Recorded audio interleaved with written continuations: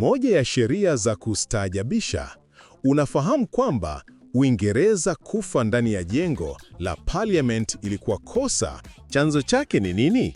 Mtu akifa ndani ya Palace of Westminster, yaani bunge, alichukuliwa kama amekufa kwenye eneo la kifalme. Kifo hicho kingehitaji mazishi ya heshima ya kifalme. Hilo lingeleta gharama na taratibu kubwa kwa serikali na mfalme. Kwa hiyo, walifanya nini? Ili kuepuka usumbufu huo, ikaenea dhana kwamba ni kosa kufa ndani ya Parliament.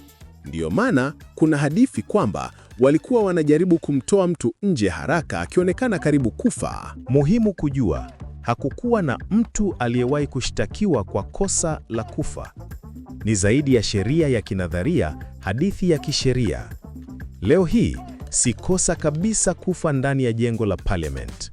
Kwa kifupi, ilikuwa ni njia ya zamani ya kulinda heshima ya kifalme na kuepuka gharama, si kwa sababu mtu alichagua kufa.